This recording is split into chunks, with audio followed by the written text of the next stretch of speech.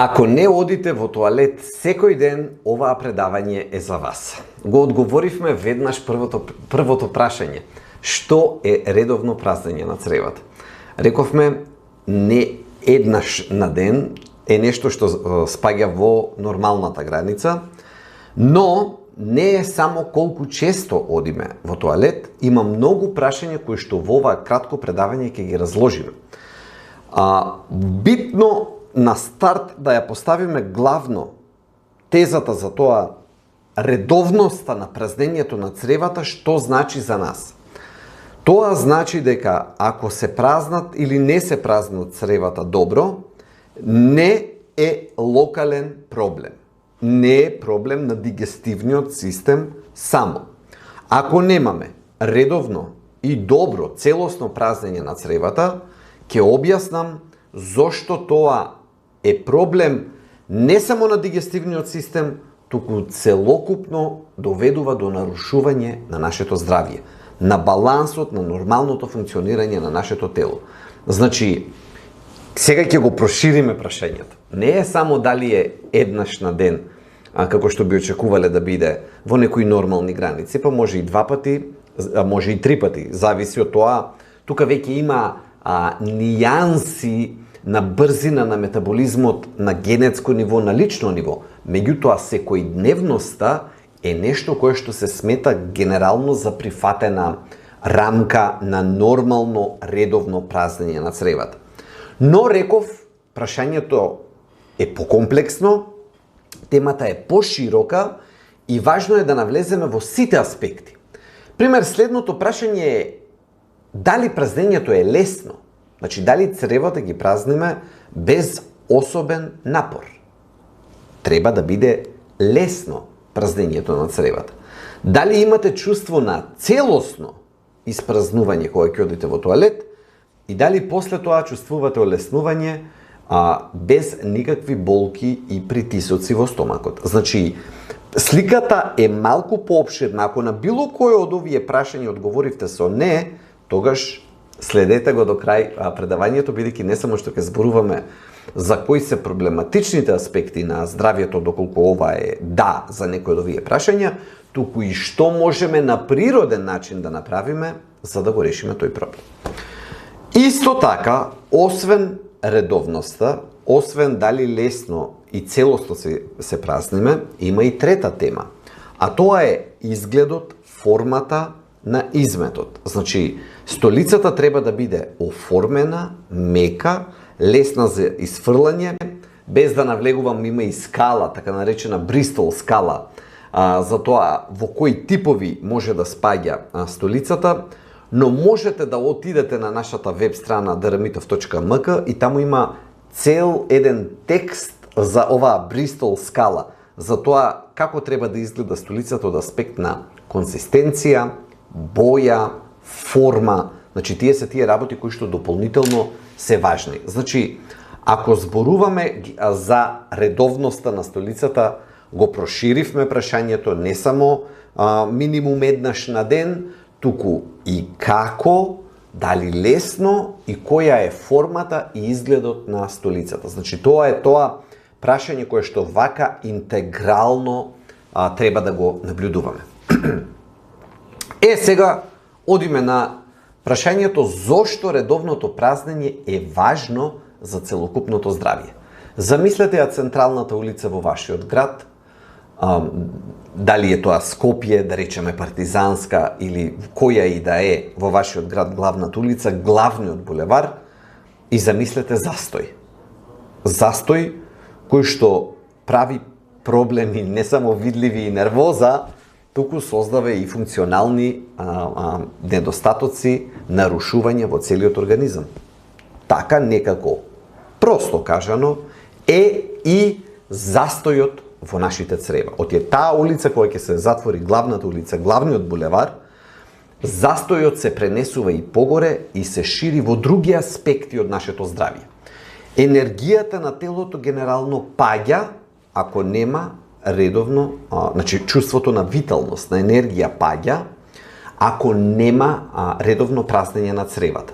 Имунолошкиот систем страда.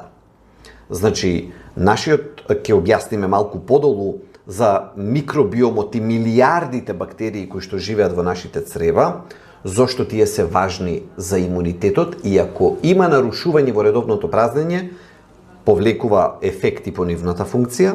Потоа трето, метаболизмот, па дури и за менталното здравје, бидејќи тие бактерии кои што работат во нашите црева имаат важна улога и во одржување на расположението. Гледате како сме поврзани, испреплетени, колку е тоа важно за нашето тело. Првиот пример, дигестија и енергија. Сите сме го почувствувале тоа полн стомак, полни црева и пат на енергијата. Дури па тоа ако трае ден, два, три, не дај Боже повеќе, јасно ви е за што зборувам, за каква тежина и пат на енергијата станува збор. Но второто, врската на цревата со мозокот, еве овој втор пример, зборува за таа една оска мозок-црева. Постои веќе во медицината, изворедно добро проучена, и балансот на невротрансмитерите се нарушува ако цревата не функционира така како што треба. Тоа е веќе јасно докажано. Се зголемува воспалителниот процес во телото, се јавува таа ментална магла, како да не работи докрај бистро, чисто мозокот. Сите тие работи се поврзани, гледаме и со нашите црева. Значи, нашето тело е едно. Што се случува во мозокот може да биде поврзано токму со цревата, не треба тоа да не чуди. И третата голема причина се разбира микробиомот. Микробиом, кој ќе кажеме како термин, мислиме на милиардите микроорганизми, бактерии и се друго кои што живеат во нашите црева. Ние сме со нив од памтивек, дури последните десетина години науката убаво почна да ги проучува, претходно нивната улога беше целосно подценета и непозната, би рекол, меѓутоа сега веќе знаеме дека микробиомот, бактериите во цревата, учествуваат во варење и апсорбција на хранливите материи. Тоа е прво, јасно за сите. Синтеза на одредени витамини, создавање на витамини. Трето, регулација на имунитетот. Четврто, контрола на воспалителни процеси. Петто, влијание на расположението, дури и на мозочната функција. Се повеќе студии овдека ги имам и излистено и наброено студиите. Кого го интересира, се разбирам, ќе споделам, ова е наука која што е вредна да се чита, да се проучува, кој сака подлабоко да оди се разбира. Меѓутоа, целовој баланс во нашето тело зависи од бактериите. Затоа редовното празнење на цревата треба да им создаде услови на тие бактерии да живеат добро во нашите црева и на тој начин да си ја вршат својата функција.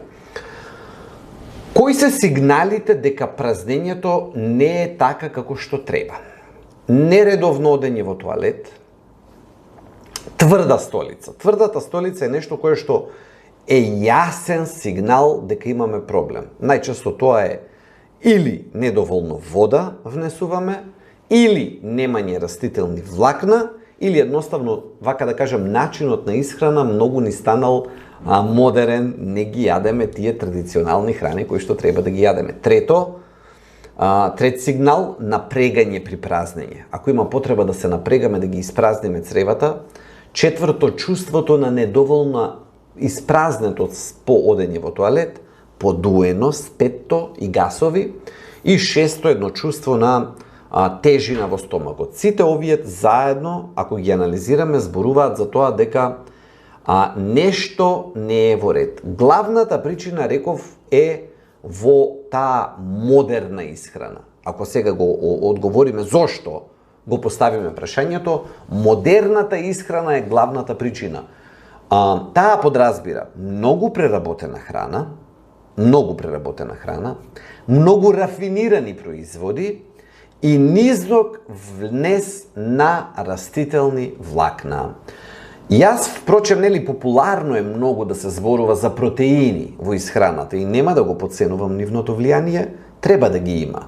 Меѓутоа, секој ден ние имаме потреба од најмалку 25 грама растителни влакна, кои што се клучни за нашите црева да работат, но и се друго кое што објаснив, кое што микробиомот го работи. Нели ние сме слушнале за тоа пробиотици, кои што ги земаме или така да речеме во капсула како суплемент или преку храни кои што имаат многу добри бактерии и пробиотици. Терминот пребиотици е зачуван за растителните влакна. И тие се тие кои што ја хранат цревната флора, овие добри бактерии за кои што зборуваме. Над 70 до 80% од луѓето, значи веројатно од сите што ме гледате, слушате, 7 до 8 од 10 го имаат проблемот на недоволен внес на растителни влакна. Значи, ако малку имате сомнеш за тоа дали внесувате доволно влакна, одговорот е веројатно не. Влакната се еден од основните елементи за дигестија, но за жал ретко се во фокусот на јавните препораки. Ке слушнеме препораки за витамини, за минерали, сето тоа е важно, за протеини, уште повеќе се, но растителните влакна е нешто кое што не смее да се потцени. Недостатокот на растителни влакна, запек, нередовна столица, подуеност, дискомфорт, нарушен микробиом, дури и покачен холестерол, дури и нестабилна гликемија и други метаболични нарушувања. Значи, гледаме дека не е воопшто едноставно. Сега, решенија, до тука објаснувавме што е тоа што може да биде проблем, како да го препознаеме, што значи за нашето општо здравје, не само локално за цревата. Прво, доволен внес на вода. Минимум 1 литар, зависи од тоа колку сме активни, што работиме, кој период од годината и низ за други фактори, но 1 литар е апсолутниот минимум на внес, под кој што не треба да разговара. Второ, движење. Нема за која тема да ја зборувам важна за здравието, движењето да не го спомнам. Лек за се. Трето, рутината. Телото има потреба од рутина. Редовно, што значи рутина? Да знаеме кога да ручкуваме, кога ручаме, кога вечераме. И да се држиме во тие рамки. И најважниот фактор, растворливите растителни влакна. И растворливите и нерастворливите сите се важни, но посебно растворливите. Тие впиваат вода, ја умекнуваат столицата, го леснуваат празнењето, го поддржуваат, цел микробиом го хранат. Таква главна, еден пример, да речеме материја, природна, е псилиумот или нашиот продукт фиброгел, кој што веќе добро го познавате. Тој е способен да создаде гел структура. Вие ќе ставите една лажичка во голема чаша вода и ќе видите дека цела вода ќе успее да ја абсорбира, да ја претвори во гел структура. Ако го оставите подолго време, ќе треба со лажица да го јадете. Значи, тоа е единствена материја во природата која што има капацитет толку многу вода да собере. Но тоа не го прави на агресивен начин. Значи, кога ќе влезе во цревата фиброгел или псилиум, нашиот продукт, со толку многу вода, пазете, мора со 400-500, таа една лажица мора со 400 до 500 милилитри вода заедно да оди. Оти на кој принцип работи?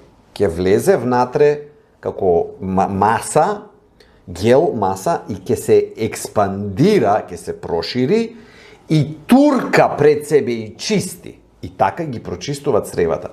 Има многу видови на лаксативи. Ова е природен лаксатив, бидејќи работи на принцип на волумен.